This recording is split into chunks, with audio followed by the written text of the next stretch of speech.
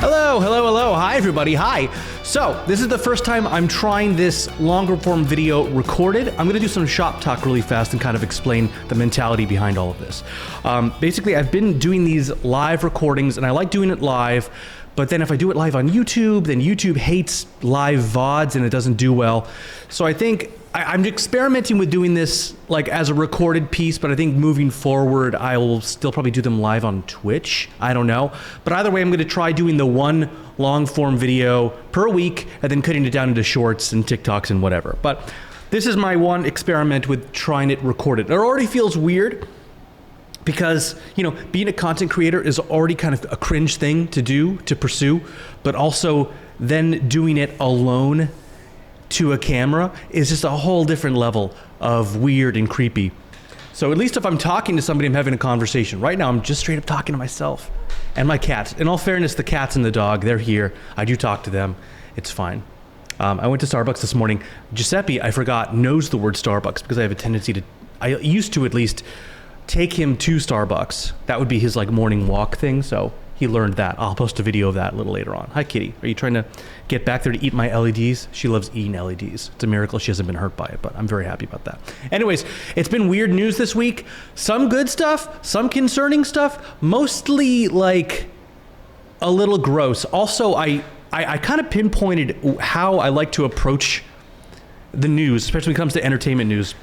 It's one of those things where it's like, don't criticize the art, criticize the business. Like, I got nothing against like when you see a movie, like I'd consider doing reviews and stuff, but I hate being the idea of being a critic, because anyone who's actually tried to make, be it a movie, documentary, a video game, any artistic endeavor that requires collaboration, it is almost a miracle that any of it gets done. And it is a Old Testament style miracle that literally anything gets made in those categories that is good. Like the amount of things that have to line up. If it's a movie, it's like the casting has to be right, the script has to be right, the conditions have to be right, the production designer, the producers, the director. So many perfect decisions need to be made in order for it to actually be a good movie. It is insane. And as much as Netflix wants to use algorithms to figure out what's going to be a good movie, what's going to not, there's so many things that are just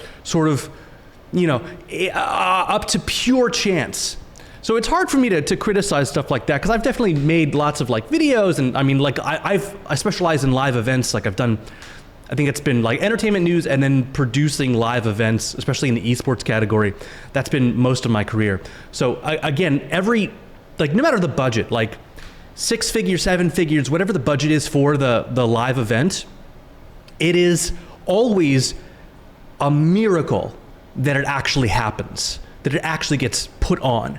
Because everything until the last minute, like even in the middle of it, I'll be running from the broadcast truck sitting next to the director. I'll go run and move something myself because I have to, or the comms will stop working. Everything breaks, and it is a miracle that anything happens. Like even think about like the Oscars. Even the Oscars, they'll cut to the wrong thing, or somebody has the wrong envelope like that one year. There are so many things that could go wrong, and every single person needs to be 100% on top of their game, or the whole thing falls apart. So that's why I try to look at it as, don't criticize the artist, criticize the business, because it's usually the business side of it that leads to these wrong decisions, to having to compromise. And a lot of times, you know, they say the compromise and necessity is the birthplace of creativity. And while I believe that's true, it not only really applies to when it works, and there's plenty other times when it doesn't work. Like I think about, you know, every time you see a movie like Dune, I'll take Dune for example. That's one of those things where it all came together perfectly. And you know, if one thing hadn't been right, maybe I wouldn't be talking about Dune in the loving way that I do. I loved Dune Part 2. But if the casting hadn't been right, if the adaptation hadn't been right, you know, maybe if it had come out at a different time in history too, in a different era, maybe it wouldn't have worked. I don't know. There's so many different things that could have gone wrong. Also, you know, if they had shot Part 1 and Part 2 back to back, like they probably would have ideally, maybe Part 2 wouldn't have been as good because they would have been rushing through all of it. the director talked about how taking that time in between the two helped them to learn and marinate and sit with the content a little bit more, like the book. And so maybe part 2 wouldn't have been as good if they had filmed them back to back.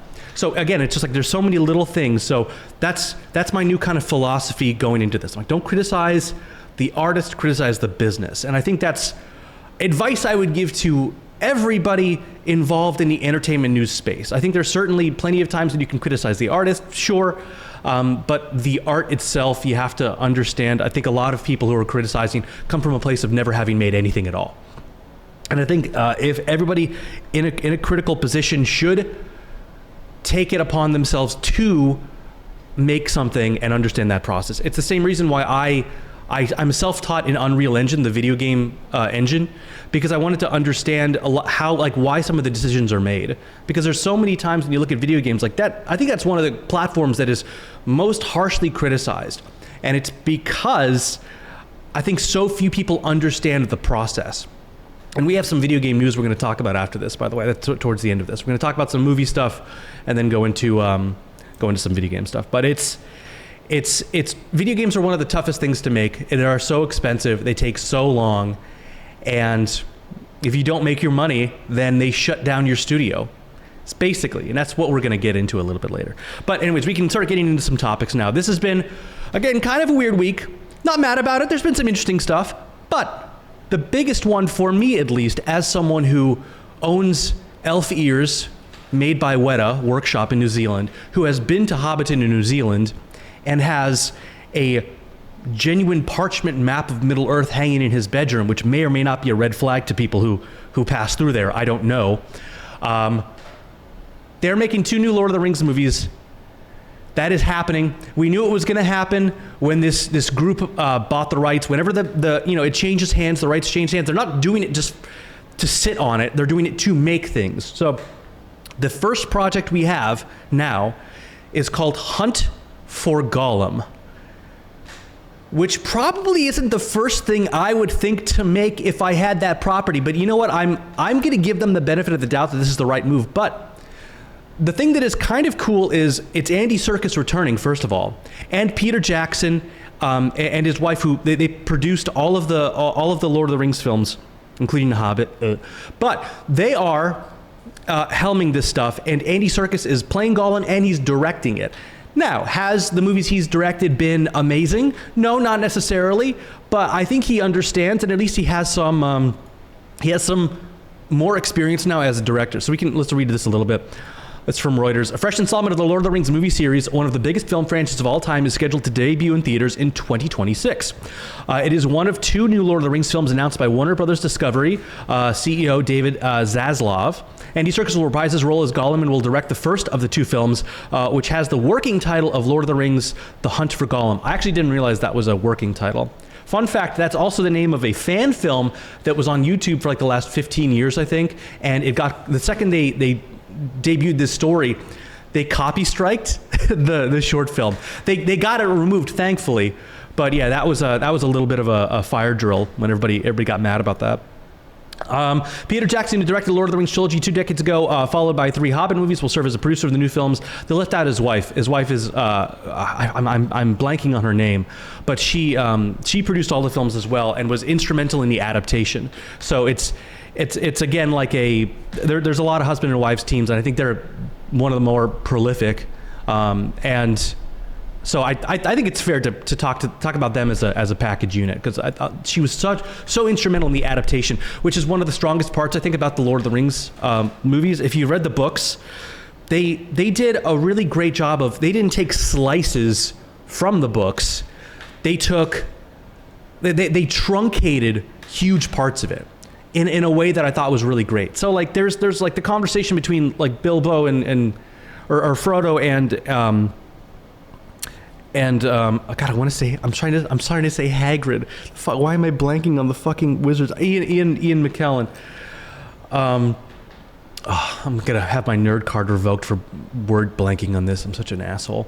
Anyways, that conversation, I'm trying to remember. In the books, it takes like months, and it's a very quick, like 2-hour conversation in the movie. But they're able to take a lot of famous lines from different conversations that didn't get used in there. They're able to take a lot of those lines and pack them all into one conversation. So it has the right tone. They're not making up as much dialogue. It's just dialogue from different places that fits into this. So they did a great job with the adaptation. Now, of course, this is going to be something new, and it was something new in uncharted territory. Obviously, there's potential to make some decisions that people are not going to be happy about that. And I think about things like Star Wars. I think about things like, I mean, even with Lord of the Rings, frankly, I think about the Rings of Power series. Not everybody loved that because what it was essentially is $1 billion fan fiction. That's all it was. It was taking the prologue of Lord of the Rings and then being like, let's make that a show. That's what it was. And it's like, we don't know much about this era. We don't know much about these characters at this time. So we can pretty much make it up. And so, you know, I would go into something like that with a very clear sense of what I would want to do. Everybody else would go into it with a very clear sense of what they would want to do and who those characters are at this time. So it's difficult. It's very, very difficult to appease everybody, but essentially it is, again, $1 billion fan fiction. And then I also think about every time that they have gone off book for adaptation. So like Game of Thrones was great up until they ran out of book. It was when they ran out of book and started making up their own stuff that we started having real problems. So that was the case for that. It's the case with Westworld 2. Westworld Season 1 is the book/movie. That's all it is. Personally, I think they could have stretched that over like 3 or 4 seasons before they went into the real world, but they didn't do that. Probably because there's no guarantee of having more than one season, so you want to have that one season be as good as possible. But it was when they ran out of book and they started making stuff up is when it started really going off the rails. So, The Hunt for Gollum. There is definitely stuff in the book. Like I think we all have to kind of guess at what period this is taking place, and it could be an origin story. It could be about, the line, like, I searched everywhere for the creature Gollum, but the enemy found him first. Maybe it's that. Maybe that one line is this movie. I don't know. There's lots of different stuff it could be, but I suspect there's going to be minimal amount of book material that can be had, and it's going to be a lot of someone making stuff up. And so we've had, again, Rings of Power has been our example of that, and people not been happy about it. Also, I don't know if she's in the frame, but I have a kitty in my lap, and she's very happy right now, getting fur all over me. But anyways, that's what we're doing with Lord of the Rings. So I am slightly concerned. Slightly. I am also concerned that this company that has bought the rights is now going to oversaturate the market. They're going to do what Disney did with Star Wars. Arguably, you could say that they oversaturated the market with Star Wars stuff and lessened the value of it. It became less of a must-see. Also, just because of the adaptation to TV, it's different in that way. But I am remaining optimistic. I like Andy Serkis. I've met Andy Serkis. I've interviewed Andy Serkis. He's awesome. I think he has really great instincts. I think he has more experience as a director now. I'm just hoping that they will give him artistic license, because obviously this new group that owns the rights could be very, very hands-on. Warner Brothers Discovery has been killing movies. They've had kind of a weird track record since Discovery bought Warner Brothers. So it's questionable business handling this stuff right now. So I'm cautiously optimistic, only because what else am I going to be? I'm not going to be mad about it. I'm going to hope for the best. And you know what? With Rings of Power, it was not super well received, but I enjoyed it. I enjoyed it just fine. Wasn't amazing, but I enjoyed myself. So I'm cautiously optimistic. That's where I am right now. So that's the Lord of the Rings of it.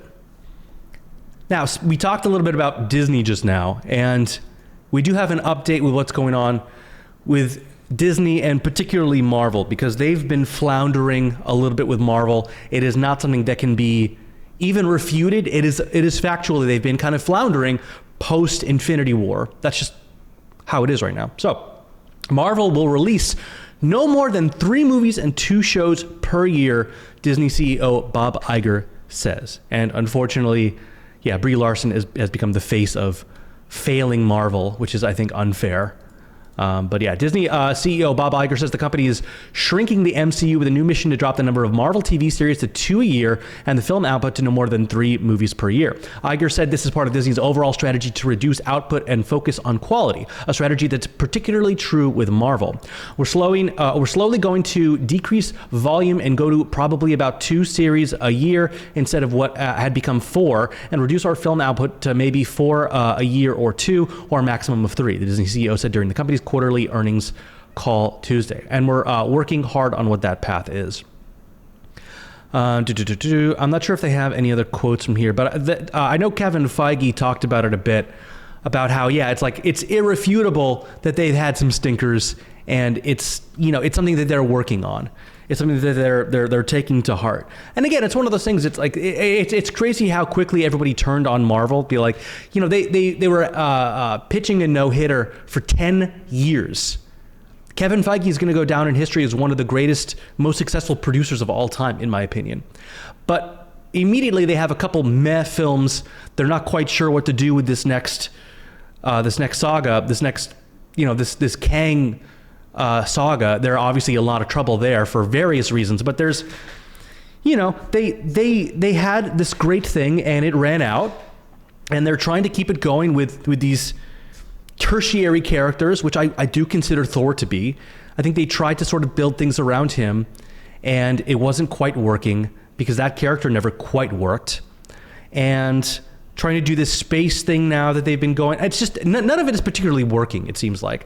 And obviously you can chalk a lot of it up to COVID and to them having to rush a lot of the TV series to Disney Plus because they needed content for that, needed subscribers for that. And again, all that kind of points back to COVID happening because of them people not being able to go to theaters, and needed to Disney Plus came at that exact right time for people to be stuck in front of their TVs. So they needed to pump that full of content as fast as possible. And so they had some lackluster movies because of it. In my opinion, I think what they should have done, and I think I've said this before, is that after Infinity Saga, they should have just been like, all right, done. We're done with that now. We're not going to be able to squeeze any more out of it. It's like, it had, the chapter is over, and now it's like, okay, there's a couple of movies that can like be part of the falling action. If we're looking at like story arc stuff, like it's more falling action stuff. But more than anything, I think they should have just been like, all right, we're done. We're doing something else entirely. Now, our next saga is all X-Men. There are a million fucking X-Men, and that's what they should have done. And be like, all right, chapter close on that stuff. I know Kitty, the cat, she agrees. She's like, that's a good point, Morgan. That's a good point. Your business acumen is fascinating. And knowledge of story structure, it leaves me in awe. Thank you, Kitty, I appreciate you. But yeah, I think they should have just done, we're just doing X-Men now. Boom, that's the new thing. We're gonna blow it up. We're doing all X-Men stuff. There's so many friggin' X-Men you know nothing about. You know, these characters that could be their new Iron Man. You never know who it could be. And obviously they're doing stuff with Fantastic Four, which we're gonna talk about next because we have some casting updates. But I think if Fantastic Four has been a tough property for them. It didn't quite work the last couple times. I think they have a better shot now because I like the casting. But ultimately, it would have been great if they'd just been like, we are now having a shared universe of X-Men, all TV shows, movies, and this is going to be our clear arc for the next 10 years. The thing is, they got lucky with the Infinity Saga because Iron Man was so good. If that hadn't been good, then it wouldn't have been so obvious that this is the tent pole that we are now building around. You know, they haven't had that yet in this post-Infinity War place. And, you know, maybe there would have been a character, obviously, I mean, if they do a new Wolverine or something like that, it could be that maybe they reinvent Cyclops and he ends up being a more interesting character. Who knows? But they could have had an Iron Man within Wolverine, and then that dictates the rest of it. I don't know. But I do think that they are underutilizing X-Men as a property right now. You know, the fact that it's like we're getting like next Wolverine thing is a Deadpool movie. Not complaining about it, but I think they're underutilizing X-Men as a property, definitely. So on that note, Fantastic Four, we have some casting updates, which I'm very excited about. Fantastic Four casts Ralph Ineson as Galactus. Super happy about Galactus. One of the more interesting characters in all of Marvel. Absolutely. So you've seen him in Game of Thrones a little bit, but I think you'd know him most from The Witch. He has one of the most gruesome sounding voices. He was also in the movie Green Knight. If you haven't seen that, please do. It's a very underrated movie. But he's great. If you haven't heard his voice, please look him up. Again, I thought they'd have pictures of him here, but yeah, he was the dad in The Witch. He was the Green Knight in Green Knight.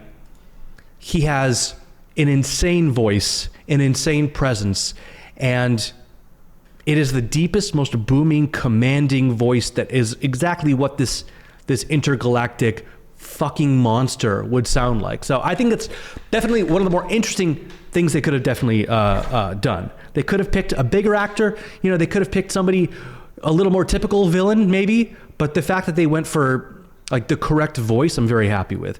And it's not going to just sound like Thanos Part 2. It's not going to be like that. I don't think it's going to be Galactus. It's going to be very, very have a very particular flavor to it as he does. So it's definitely one of the more interesting casting choices I think they could have done. In addition to that, John Malkovich has joined Fantastic Four. Why? I don't know. We don't know what role he's going to be in, but John Malkovich is now in the MCU. Cool. Now, there's obviously always tons of places for suits, right? I suspect he's going to be a suit. Not a superhero suit. I suspect he's going to be like a Robert Redford type, you know, maybe an Agent Coulson type. He's going to be in a suit like this, and most likely. And I honestly am not super well versed in Fantastic Four lore, so I'm sure there are lots of possibles, but I would suspect that he's going to be a suit within this, definitely. Not mad about it. I am only worried that it's going to be that he's not going to fit. Like I think about I'm still a little bit upset when I rewatch Dune 2.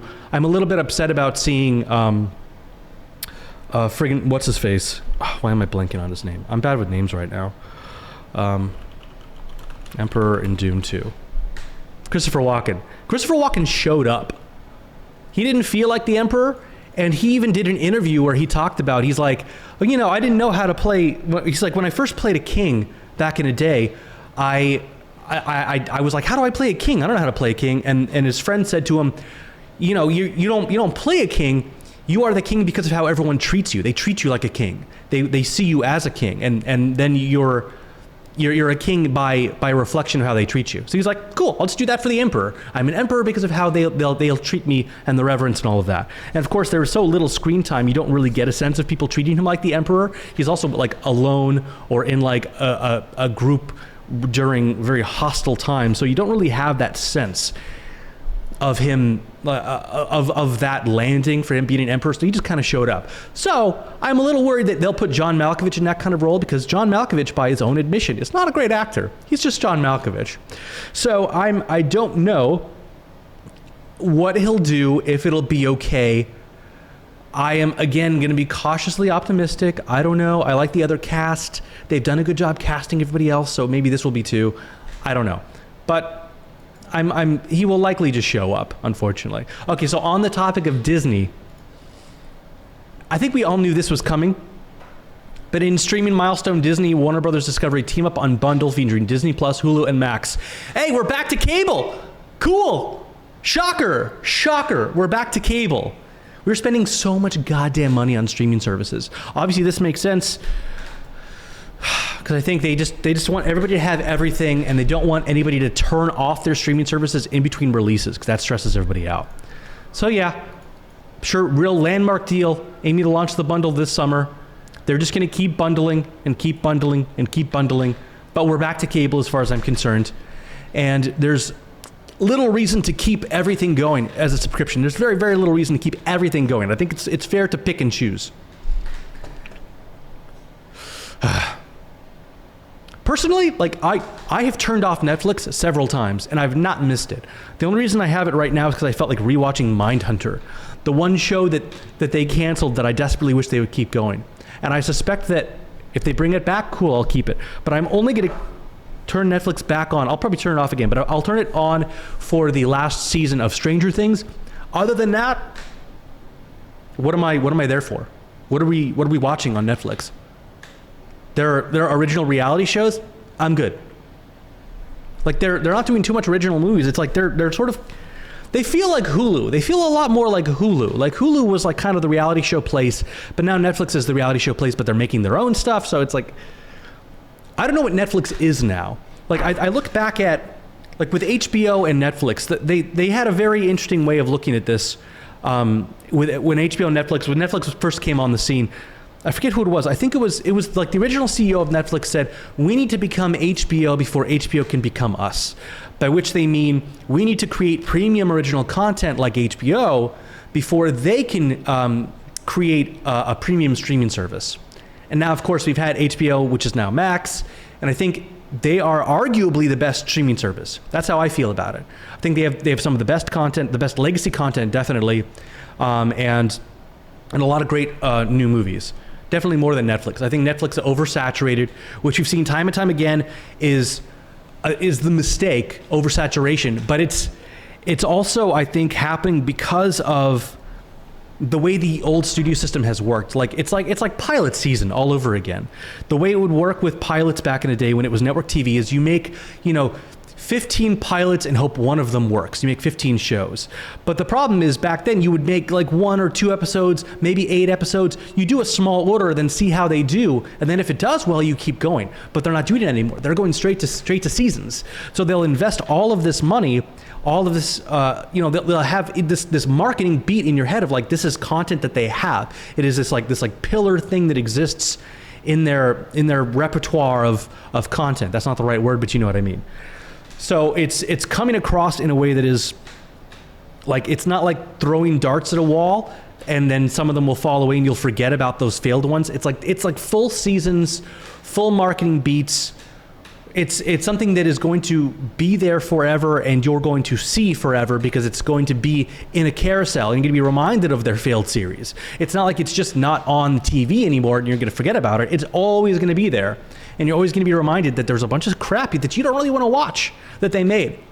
I think that's a big issue, especially with scrolling through. I think the longer you scroll through and can't find something, the probably more likely you are to get off of something. And I think if you're constantly reminded that the Netflix originals are not great, then, I don't know how much more stand-up and reality TV can keep Netflix afloat, because I don't think they've ever been cash positive. I don't think they've ever actually made money. They've just been borrowing and borrowing and borrowing. And the numbers are just not there. It's, they have subscribers and they deal in people's data, and the Netflix algorithm has so much value that it's not like it's not gonna shutter at any point. But I don't necessarily think Netflix is thriving. I'm not necessarily sure it ever has. But that's sort of the media landscape we live in now, and why everything has been safe bets, reboots for the longest time. It's just everyone's desperately trying to make their money back in what is largely considered the most high-risk investment a person can do. If you look at someone's investment portfolio, there's a lot of safe bets, there's index funds and things like that. And then down the line, past race horses and like, I don't know, like building a hotel in Dubai. There's this little sliver dedicated towards high risk investments, and that's where people invest in movies, because it's 90% sure you're not going to get your money back. It's the arts. You're not going to make your money back. That is what it is. All right. So another industry super suffering right now from issues stemming from bad oversight, bad business decisions, bad overseers of these property, and aggressive consolidation. It's the video game industry. Xbox just shut down 4 Bethesda Studios. Xbox bought Bethesda in a huge deal that bolstered Xbox numbers by quite a bit, made Bethesda cash rich and able to make some very interesting stuff. But Bethesda owned a bunch of studios under them. Because again, we're dealing with rapid consolidation across so many studios in the video game industry. And so they ended up shooting down Arcane, Tango, AlphaDog, and Roadhouse. Now, there are a few of these, there's like Redfall, sure, but there's also a couple other studios that got shut down. In addition to these, it's just like Tango. So the studio behind Hi-Fi Rush Ghostwire Tokyo, and Evil Within.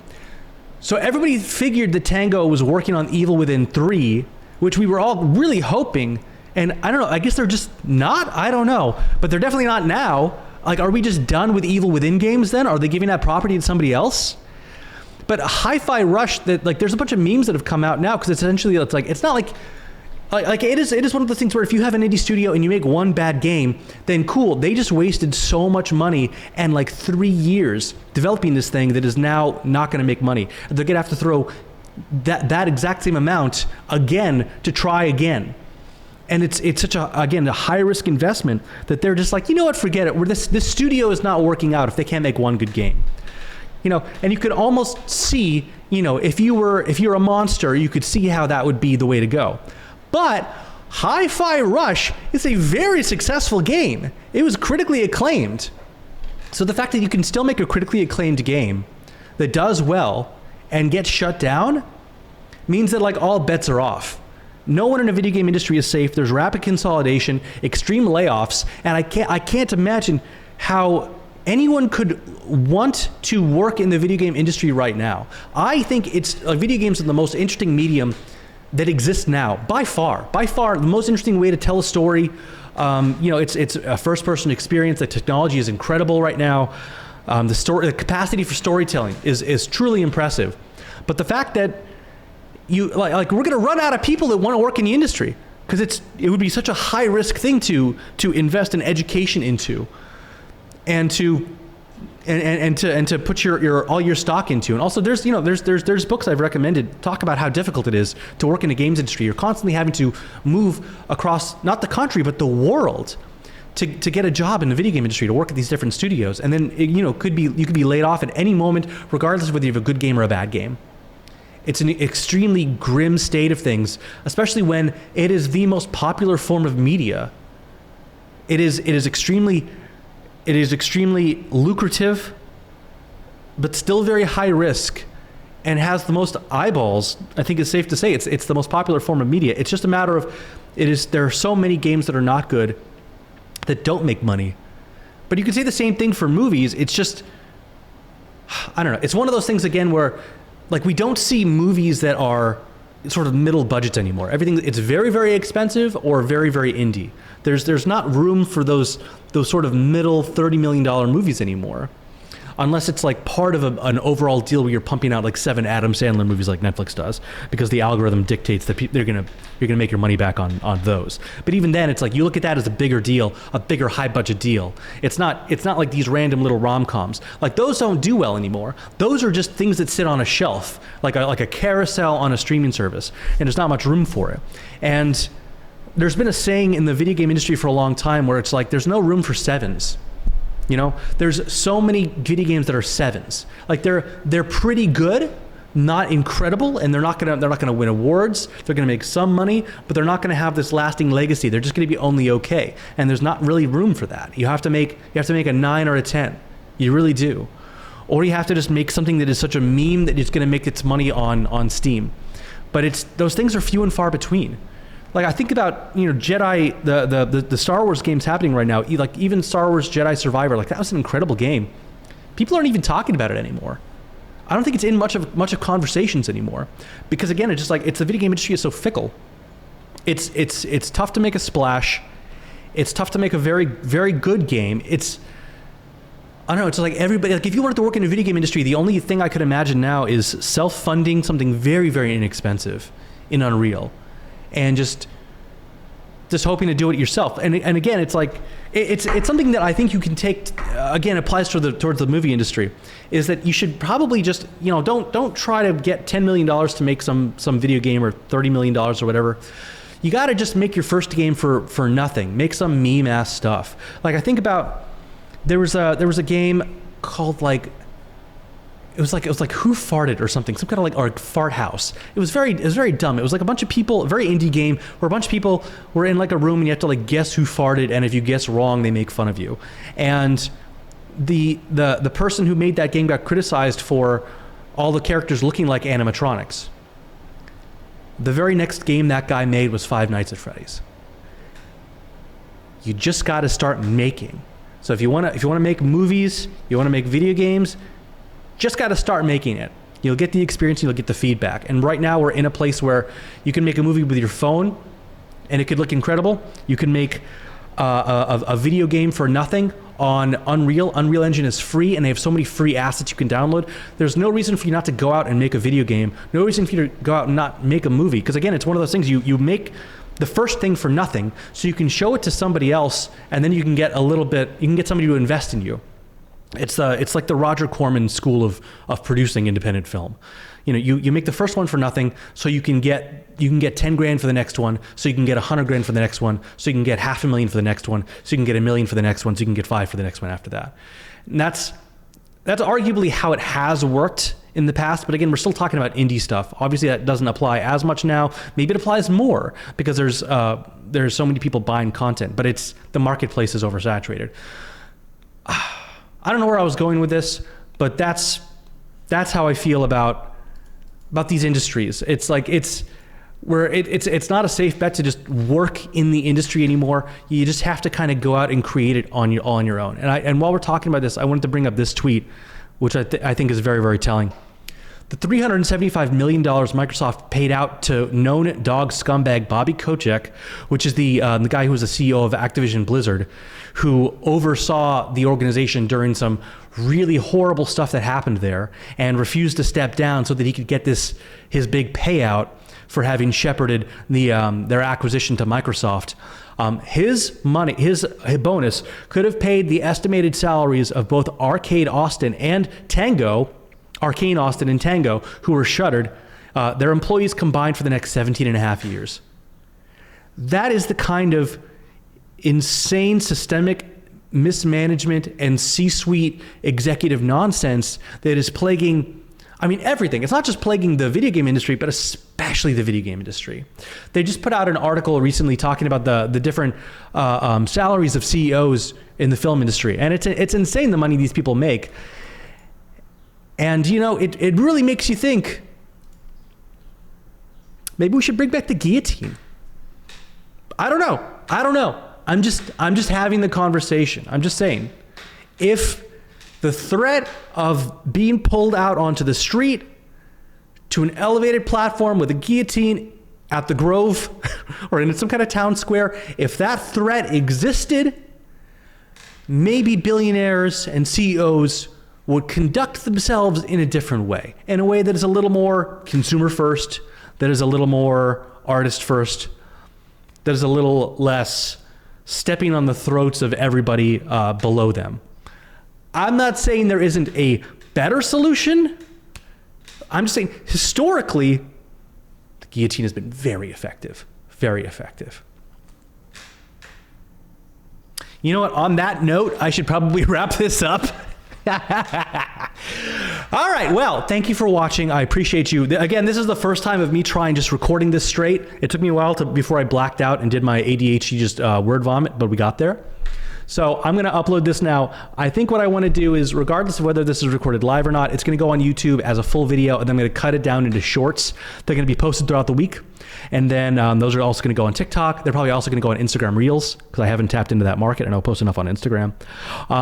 So in addition to that, yeah, I'm gonna try to keep YouTube clean and just do that one longer form video and then the shorts. So I'd appreciate you guys watching the entirety of this. It's also going to go up as a podcast, obviously.